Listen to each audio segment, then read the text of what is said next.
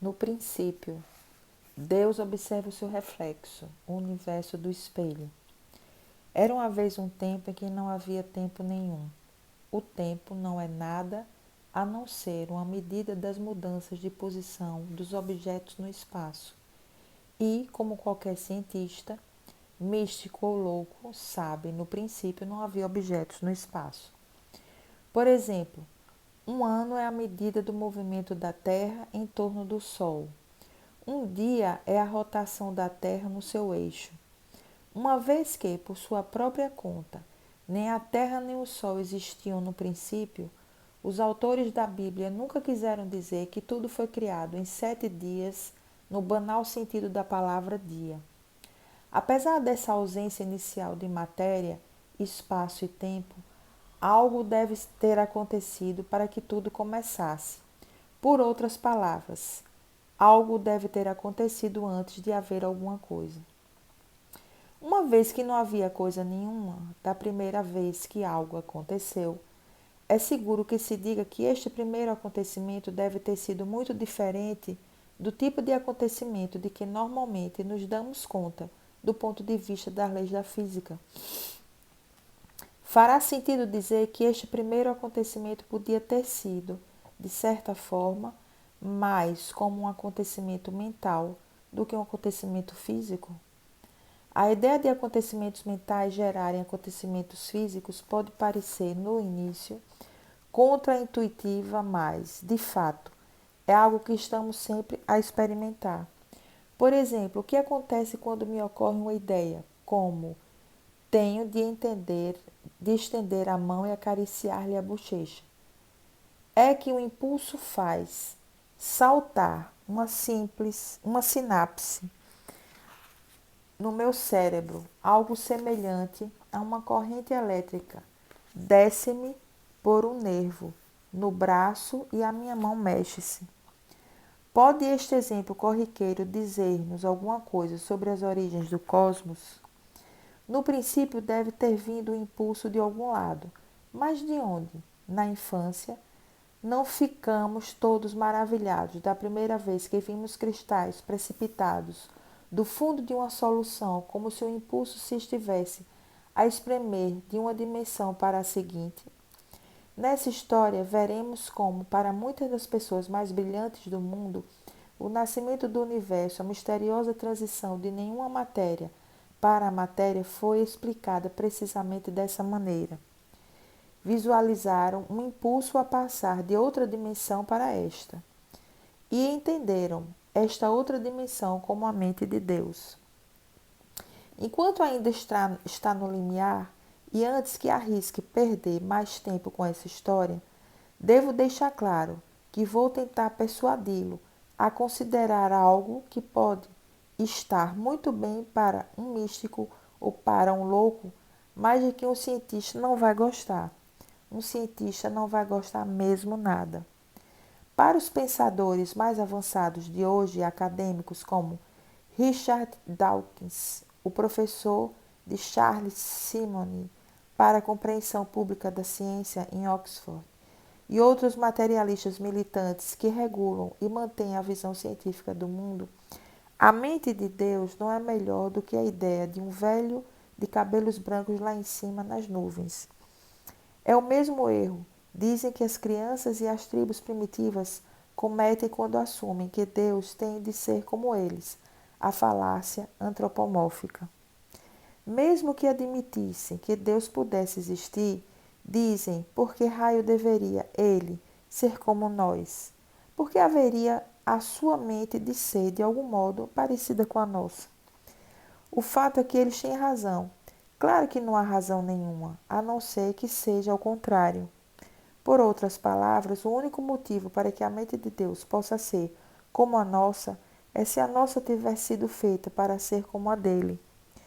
Isto é, se Deus não tiver criado a sua imagem. E é isto que acontece neste livro, porque nessa história tudo é ao contrário.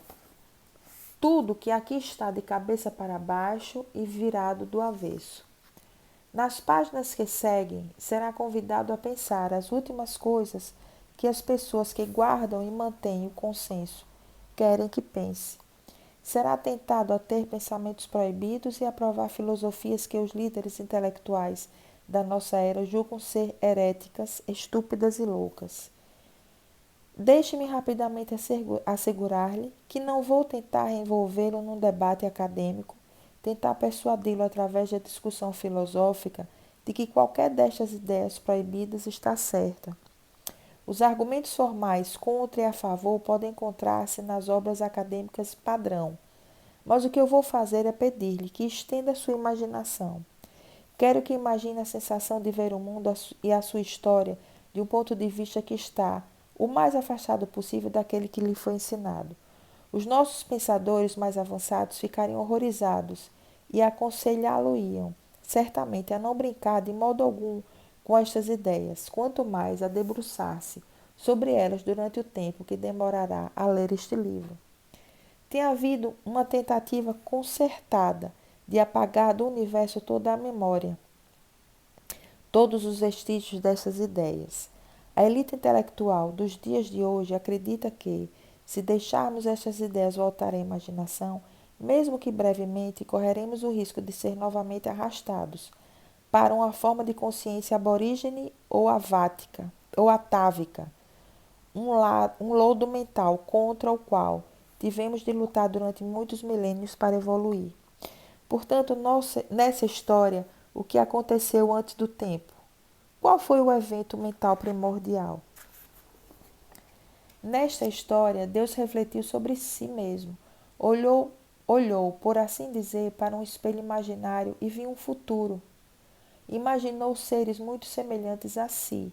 Imaginou seres livres, criativos, capazes de amar tão inteligentemente e de pensar tão amorosamente que podiam transformar-se e a outros da sua espécie no seu ser mais profundo. Podiam expandir a mente para abraçar a totalidade do cosmos e, nas profundezas dos seus corações, podiam discernir também os segredos dos seus mecanismos mais sutis. Pôr-se na posição de Deus envolve imaginar que está a olhar para o seu reflexo no espelho. Está a ordenar à imagem de si que nele vê que ganhe vida e que assuma a sua própria vida independente. Como veremos nos capítulos que se seguem, na história vista ao espelho ensinada pelas sociedades secretas, foi exatamente isto que Deus fez, os seus reflexos, os humanos, formando-se gradualmente e por fases, e atingindo a vida independente, por si alimentados, guiados e incentivados ao longo de períodos muito extensos. Os cientistas de hoje dir-lhe-ão que, à hora da sua maior angústia, não adianta gritar aos céus com qualquer expressão dos seus mais profundos e sinceros sentimentos, porque não encontrará lá nenhuma repercussão. As estrelas só podem mostrar-lhe indiferença. A missão humana é crescer, amadurecer, aprender e aceitar essa indiferença. O universo que esse livro descreve é diferente, porque foi feito com a humanidade em mente. Nesta história, o universo é antropocêntrico, cada partícula esforçando-se na direção da humanidade. Este universo alimentou-nos ao longo dos milênios, embalou-nos, ajudou a coisa única que é a consciência humana a evoluir e guiou cada um de nós, enquanto indivíduos, em direção aos grandes momentos das nossas vidas. Quando grita, o universo vira-se para si solidariamente. Quando se aproxima de uma das grandes encruzilhadas da vida, todo o universo sustém a respiração para ver que caminho vai escolher. Os cientistas podem falar dos mistérios e das maravilhas do universo. De cada uma das partículas está ligada a todas as outras partículas pelo impulso da gravidade. Podem salientar fatos incríveis, como o que cada um de nós contém milhões de átomos que estiveram em tempos no corpo de Júlio César. Podem dizer que somos poeira cósmica, mas só no sentido ligeiramente direcionante de que de que somos feitos foram forjados a partir de hidrogênio em estrelas que explodiram muito antes de o nosso sistema solar ter sido formado. Porque a questão importante é esta: seja como for que o enfeitem com a retórica do mistério e do assombro, o universo deles é de força cega. No universo científico, a matéria veio antes da mente. A mente é um acaso da matéria, não essencial exterior à matéria. Um cientista foi a ponto de a descrever como uma doença da matéria. Por outro lado, no universo da mente antes da matéria, que este livro descreve, a ligação entre mente e matéria é muito mais íntima. É uma ligação viva, dinâmica. Tudo neste universo está vivo e consciente até certo ponto, respondendo sensível e inteligentemente às nossas mais profundas e sutis necessidades. Nesse universo da mente antes da matéria, não só a matéria emergiu da mente de Deus, como foi criada de modo que fornecesse as condições em que a mente humana seria possível. Além disso, a mente humana continua a ser o foco do cosmos, alimentando-o e respondendo às suas necessidades. A matéria é, portanto, movida pelas mentes humanas, talvez não ao mesmo nível, mas da mesma maneira que é movida pela mente de Deus. Em 1935, o físico austríaco Erwin Schrödinger formulou a sua famosa experiência teórica, o gato de Schrödinger, para descrever a forma como os acontecimentos mudam quando são observados. Efetivamente, estava a pegar nos ensinamentos das sociedades secretas sobre a experiência cotidiana e a aplicá-los ao reino subatômico.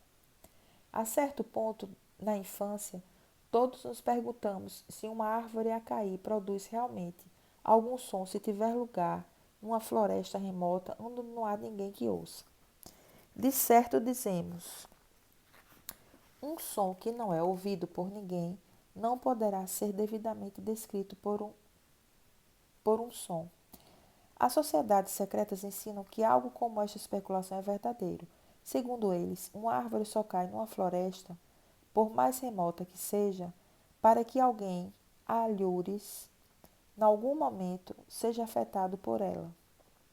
Nada acontece em lado nenhum do cosmos, exceto em interação com a mente humana. Na experiência de Schrödinger, um gato está sentado numa caixa com material radioativo que tem uma probabilidade de 50% de o matar. Tanto a de o gato estar morto como a de estar vivo se mantém como probabilidade de 50% suspensas no tempo, por assim dizer, até que abrimos a caixa para ver o que está lá dentro. E só então é que o verdadeiro acontecimento, a morte ou a sobrevivência do gato, se dá. Ao olharmos para o gato, matamo-lo ou salvamo-lo. As sociedades secretas sempre defenderam que o mundo cotidiano se comporta de forma semelhante. No universo das sociedades secretas, uma moeda lançada ao ar muitas vezes em estritas condições laboratoriais continuará a cair de cara para cima em 50% dos casos e de coroa para cima em 50% dos casos, segundo as leis da probabilidade. Contudo, essas leis mantêm-se-ão invariáveis apenas em condições laboratoriais. Por outras palavras, as leis da probabilidade só se aplicam quando delas a subjetividade humana foi deliberadamente excluída. No curso normal das coisas, quando a felicidade humana e as suas esperanças de autorrealização dependem do resultado do lançamento dos dados, as leis da probabilidade são vergadas. É então que leis mais profundas entram em jogo. Por estes dias, estamos todos confortáveis com o fato de os nossos estados emocionais nos afetarem os corpos e mais com o fato de as emoções arraigadas poderem causar mudanças profundas a longo prazo, sejam para curar ou para magoar, efeitos psicossomáticos. Mas no universo que este livro descreve, os nossos estados emocionais afetam diretamente também a matéria que há fora dos corpos. Nesse universo psicossomático, o comportamento dos objetos físicos no espaço é diretamente afetado por estados mentais, sem que tenhamos de fazer nada quanto a isso. Podemos mover a matéria pela forma como olhamos para ela. Em Crônicas, volume 1, As Memórias do músico Bob Dylan, este descreve sobre o que tem de acontecer para que o indivíduo mude os tempos em que vive. Para o fazer, diz, têm de ter poder e domínio sobre os espíritos. Eufilo, uma vez, escreve que esses indivíduos são capazes de ver o coração das coisas, a verdade das coisas, e não metaforicamente, mas ver realmente, como ver para dentro do metal e fazê-lo derreter. Vê-lo pelo que é, com palavras duras e uma visão feroz. Repare que ele enfatiza que não está a falar metaforicamente, fala direta e bastante literalmente de uma sabedoria poderosa e antiga, preservada nas sociedades secretas. Uma sabedoria que os grandes artistas, escritores e pensadores que forjaram a nossa cultura estão impregnados. No coração desta sabedoria está a crença de que as fontes mais profundas da nossa vida mental são também as fontes mais profundas do mundo físico, porque no universo das sociedades secretas toda a química e psicoquímica e as maneiras como o conteúdo físico do universo responde à psique humana são descritas por leis mais profundas e mais poderosas do que as leis da ciência material. É importante perceber que, como estas leis mais profundas, quer-se dizer mais do que os meros golpes de sorte que os jogadores vivem ou os acidentes que parecem acontecer em série de três. Não. Com estas leis, as sociedades secretas querem dizer leis que se entretecem na teia e na trama da vida de cada indivíduo ao nível mais íntimo, bem como os grandes e complexos padrões de ordem providencial que moldaram a história do mundo. A teoria deste livro é a de que os acontecimentos que normalmente explicamos, do ponto de vista da política, da economia e dos desastres naturais, podem ser mais proveitosamente vistos a partir de outros padrões mais espirituais. Qualquer pensamento invertido, do avesso ao contrário das sociedades secretas, tudo que é bizarro e alucinante no que se segue, provém da crença de que a mente precedeu a matéria. Quase não temos provas para continuar quando decidimos aquilo que acreditamos que aconteceu no início dos tempos. Mas a escolha que fazemos tem implicações enormes no nosso entendimento da forma como o mundo funciona. Se acredita que a matéria veio antes da mente, tem de explicar de que forma é que a junção fortuita de químicos cria a consciência, o que é difícil. Se, por outro lado, acredita que a matéria é precipitante por uma mente cósmica, tem aí um problema igualmente difícil de explicar, ou relativamente ao qual possa fornecer um modelo funcional. Dos sacerdotes dos templos egípcios às sociedades secretas de hoje, de Pitágoras a Rudolf Stein, o grande iniciado austríaco de finais do século XIX e inícios do século XX, este modelo sempre foi concedido como uma série de pensamentos emanando da mente cósmica. Começando como mente pura, estas emanações de pensamento transformaram-se mais tarde numa espécie de protomatéria, energia que se tornou cada vez mais densa e que depois se transformou numa matéria tão etérea que era mais fina do que o gás, sem partículas de qualquer tipo. As emanações acabaram por transformar-se em gás, depois em líquido e finalmente em sólido. Kevin Warwick é professor de cibernética da Universidade de Reading e um dos principais criadores de inteligência artificial do mundo. Trabalhando em amigável rivalidade com seus contemporâneos do MIT nos Estados Unidos, fez robôs capazes de interagir com o seu ambiente, de aprender e de ajustar o seu comportamento em conformidade. Estes robôs exibem um nível de inteligência que iguala o de animais inferiores como as abelhas. No espaço de 5 anos, diz ele, os robôs terão alcançado o nível de inteligência dos gatos e dentro de 10 anos serão pelo menos tão inteligentes como os humanos. Está também no processo de criação de uma nova geração de computadores robóticos que espera venham a ser capazes de conceber e fabricar outros computadores, cada nível gerando um nível imediatamente inferior. Segundo os cosmólogos do mundo antigo e as sociedades secretas, as emanações da mente cósmica deviam ser entendidas da mesma maneira, como trabalhando de cima para baixo numa hierarquia, dos princípios mais altos e poderosos e abrangentes aos mais estreitos e particulares. cada nível criando e dirigindo o que lhe é imediatamente inferior. Estas emanações também sempre foram vistas, de certo modo, como personificadas, como sendo de certa forma também inteligentes. Quando vi Kevin Warwick apresentar as suas descobertas aos seus pares no Royal Institute em 2001, ele foi criticado por alguns por sugerir que os seus robôs eram inteligentes e, em consequência, conscientes. Mas o que é inegavelmente verdade é que os cérebros destes robôs crescem de uma forma como que orgânica, formam algo muito semelhante a personalidades, interagem com outros robôs e fazem escolhas para lá de qualquer coisa que neles tenha sido programada.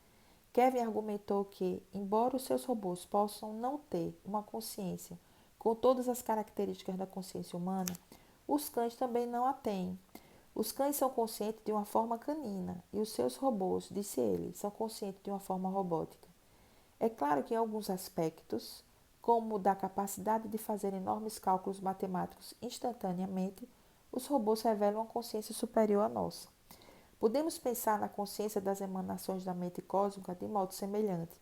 Também nos podemos lembrar dos mestres espirituais tibetanos, de quem se diz serem capazes de formar um tipo de pensamento chamado tulpas, através da concentração intensa das visualizações.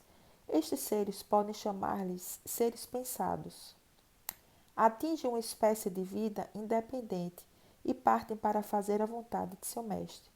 Do mesmo modo, Paracelso, mago suíço do século XVI, escreveu sobre aquilo a que chamava um aquastor, um ser formado pelo poder da imaginação concentrada, que pode obter uma vida própria e, em circunstâncias especiais, tornar-se visível e até tangível. No nível mais abaixo da hierarquia, segundo a doutrina antiga e secreta de todas as culturas, estas emanações, estes seres pensados da mente cósmica, entrelaçam-se tão estreitamente que criam a impressão de matéria sólida.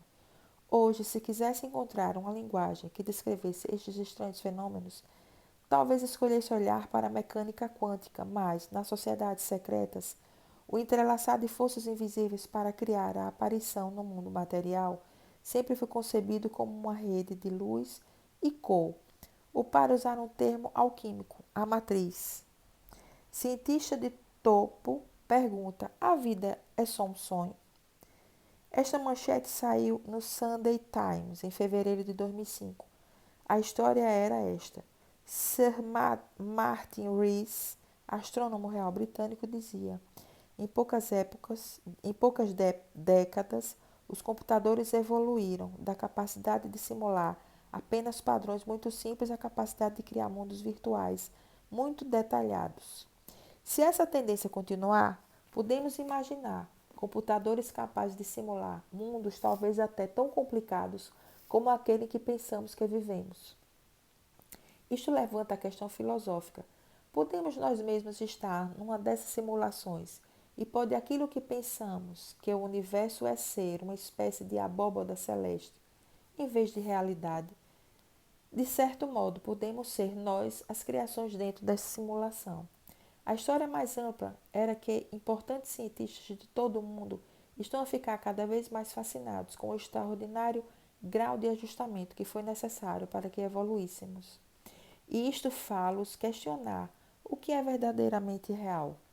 Assim como estes desenvolvimentos recentes da ciência, os romances e os filmes deram alguns passos para nos acostumar à ideia de que o que realmente consideramos a realidade pode ser uma realidade virtual. Philip Dick, talvez o primeiro escritor a semear estas ideias na cultura pop, estava cheio de sabedoria iniciática relativamente a estados alterados e a dimensões paralelas. O seu romance Será que os androides sonham com ovelhas elétricas? Foi filmado por Blade Runner, Perigo Iminente. Outros filmes como este, com este tema, incluem Relatório Minoritário, também baseado num livro de Dick, Desafio Total, The Truman Show, A Vida em Direto e O Despertar da Mente, mas o maior de todos foi Matrix. Em Matrix, vilões ameaçadores de óculos escuros policiam o mundo virtual a que chamamos realidade e assim nos controlam com propósitos funestos. Em parte, pelo menos, este é um reflexo preciso dos ensinamentos das escolas dos mistérios e das sociedades secretas. Embora todos os seres que vivem por trás do véu da ilusão façam parte das hierarquias de emanações da mente de Deus, alguns deles exibem uma perturbadora ambivalência moral. Estes são os mesmos seres que os povos do mundo antigo sentiam como seus deuses, espíritos e demônios. O fato de alguns importantes cientistas começarem novamente a ver possibilidades nessa forma muito antiga de olhar para o cosmos é um sinal encorajador. Embora a sensibilidade moderna tenha pouca paciência para a metafísica, para o que podem parecer abstrações altivas e obscuras empilhadas, umas em cima das outras, a cosmologia do mundo antigo era, como qualquer historiador de ideias justo admitirá, uma máquina filosófica magnífica. No seu relato de dimensões interligadas em evolução, no choque, na mutação e mistura de grandes sistemas, na sua escala, na sua complexidade e incrível poder explanatório, rivaliza com a ciência moderna. Não podemos dizer simplesmente que a física substituiu a metafísica e a tornou redundante. Há uma diferença essencial entre esses sistemas, que é o fato de explicarem coisas diferentes. A ciência moderna explica como o universo vem a ser como é. A filosofia antiga, do tipo que exploraremos neste livro, explica como a nossa experiência do universo vem a ser como é. Para a ciência, o grande milagre a explicar é o do universo físico. Para a filosofia esotérica, o maior milagre é o da consciência humana.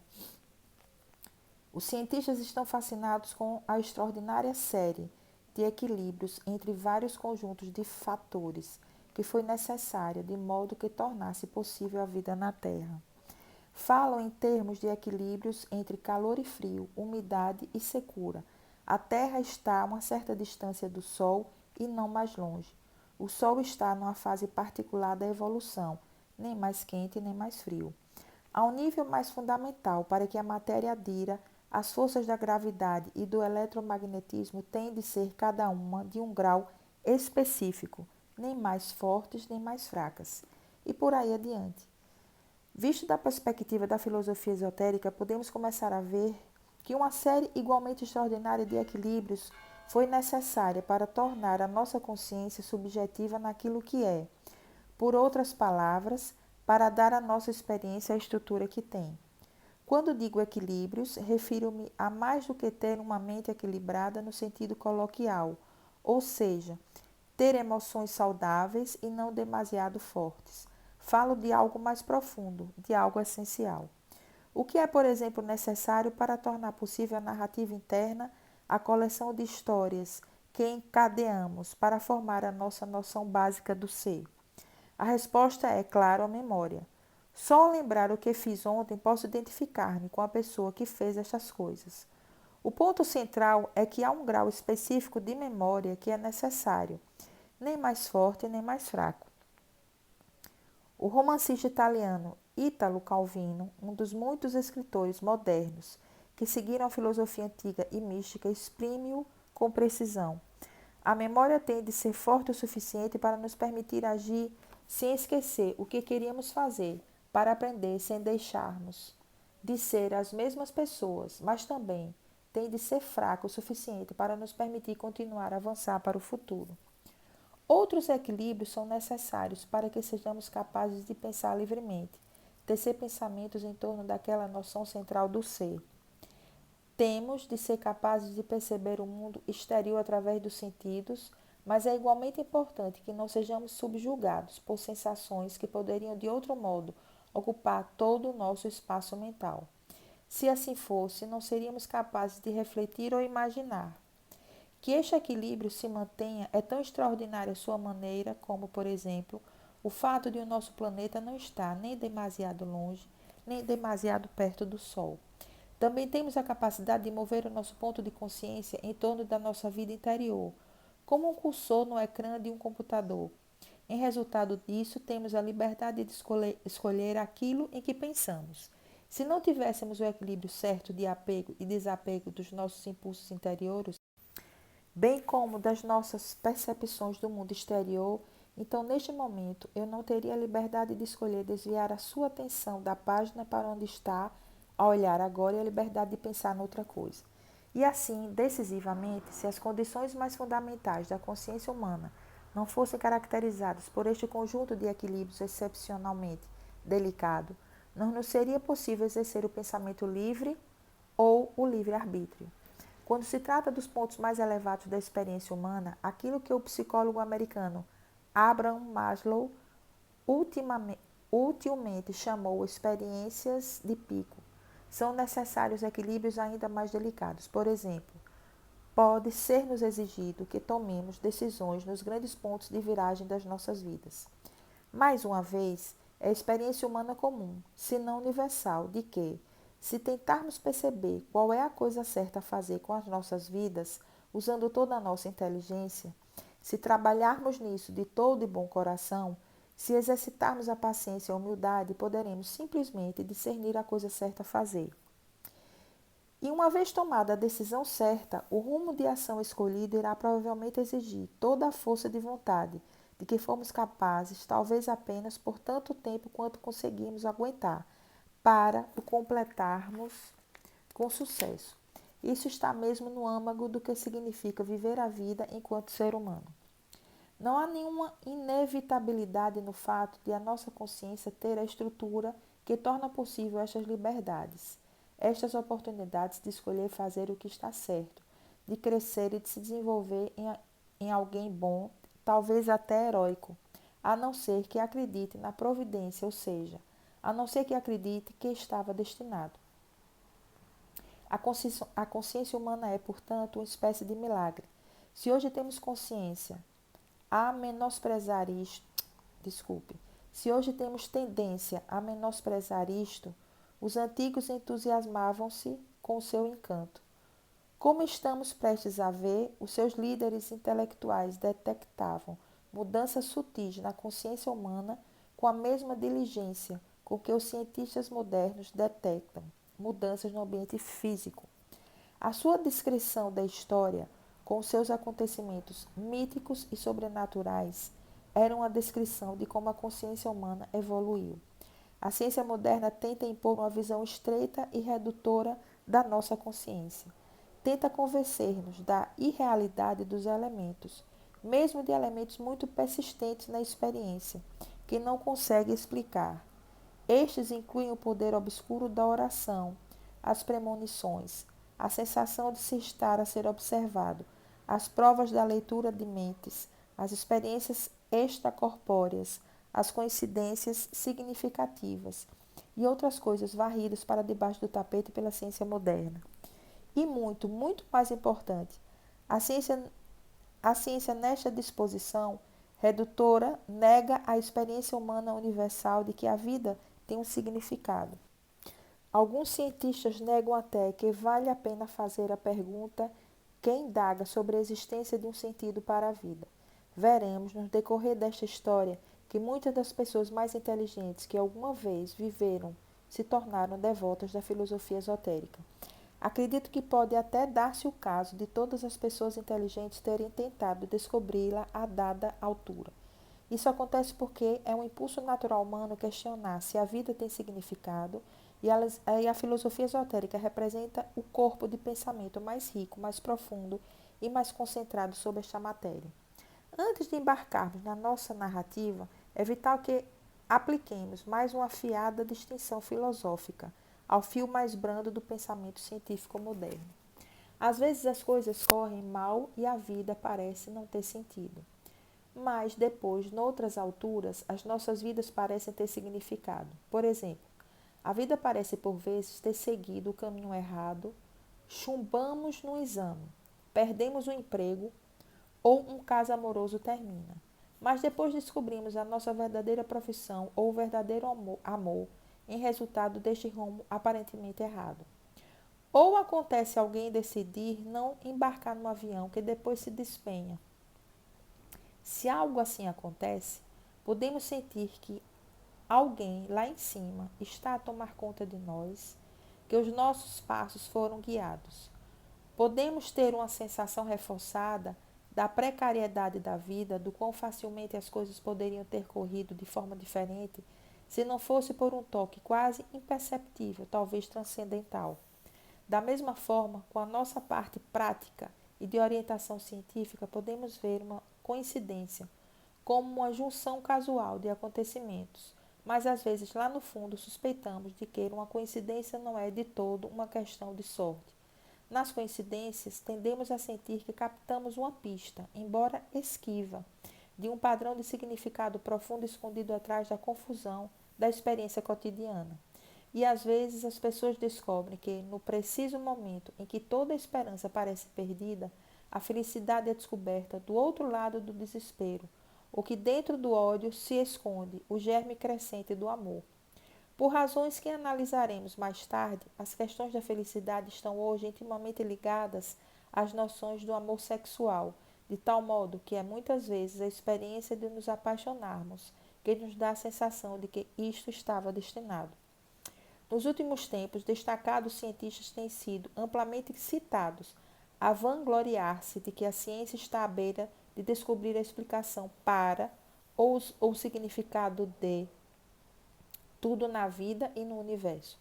Isto está normalmente relacionado com a teoria das cordas, uma teoria que dizem será em breve formulada sobre todas as forças da natureza, que combinará as leis da gravidade com a física do mundo quântico. Seremos então capazes de relacionar as leis razoáveis que governam os objetos que podemos sentir com um comportamento muito diferente dos fenômenos no reino subatômico. Quando isto for formulado, entenderemos tudo o que há para entender sobre a estrutura, a origem e o futuro do cosmos. Teremos explicado tudo o que existe, porque dizem não existe mais nada.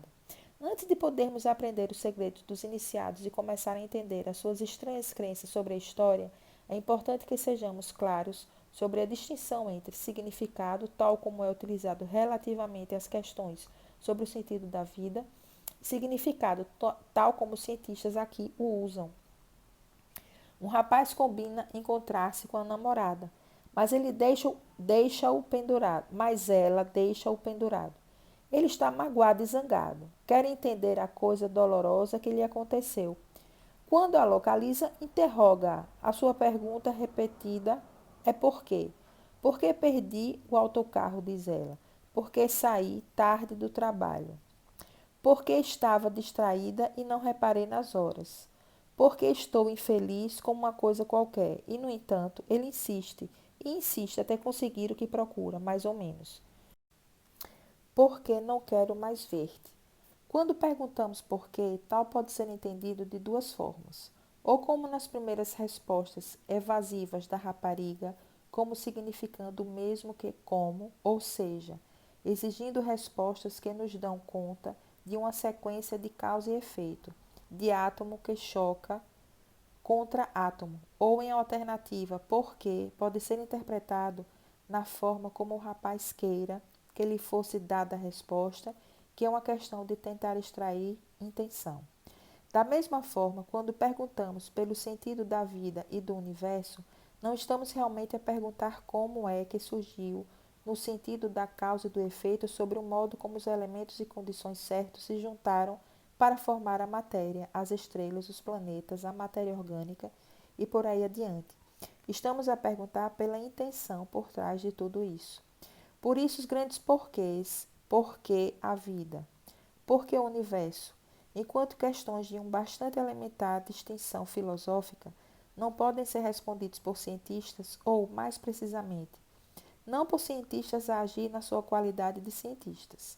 Se perguntarmos por que é que estamos aqui, podemos ser enganados com respostas que, tal como as primeiras respostas da rapariga, são perfeitamente válidas, no sentido de serem respostas gramaticalmente corretas à questão, mas que deixam uma torção de desapontamento na boca do estômago, pois não respondem à pergunta da forma que, no fundo, a queremos ver respondida. A verdade é que todos temos um desejo arraigado, talvez indelével, de que questões sejam respondidas ao nível da intenção. Os cientistas que não entendem esta distinção, por mais brilhantes que sejam enquanto cientistas, são filosoficamente idiotas. Obviamente, podemos escolher dar propósito e significado a parte das nossas vidas. Se eu escolher jogar futebol, pontapear a bola para o fundo da rede significa um gol. Mas as nossas vidas como um todo, do nascimento à morte, não podem ter significado sem uma mente que existiu antes para lhes dar significado. O mesmo se aplica ao universo. Portanto, quando ouvimos os cientistas falar sobre o universo como significativo, maravilhoso ou misterioso, devemos ter em mente que podem estar a usar estas palavras como uma certa desonestidade intelectual. O universo ateu só pode ser significativo, maravilhoso ou misterioso no sentido secundário bastante decepcionante, no mesmo sentido que se chama mago, a um ilusionista do palco. Na verdade, quando se trata de considerar as grandes questões da vida e da morte, todas as equações da ciência são pouco mais do que formas difíceis e palavrosas de dizer não sabemos. Hoje somos encorajados a pôr de lado as grandes questões da vida e da morte. Por que estamos aqui? Qual é o sentido da vida? Estas questões não têm qualquer significado, dizem-nos. Limitem-se a seguir em frente, e assim perdemos alguma da noção de como é estranho estar vivo. Este livro foi escrito na crença de que algo de valioso está em perigo de ser totalmente apagado e que, fruto disso, estamos menos vivos do que costumávamos estar. O que sugiro é que, se olharmos para as bases da condição humana a partir de um ângulo diferente, poderemos reconhecer que a ciência não sabe realmente tanto como afirma saber, que falha em abordar o que há de mais profundo e de mais elevado na experiência humana. No próximo capítulo, começaremos a imaginar-nos nas mentes dos iniciados do mundo antigo e a ver o mundo a partir da sua perspectiva. Consideraremos a sabedoria antiga que esquecemos e veremos que, da sua perspectiva, até aquelas coisas que a ciência moderna nos encoraja a pensar como mais sólida e fiavelmente reais, são na verdade apenas questões de interpretação, pouco mais do que ilusões óticas.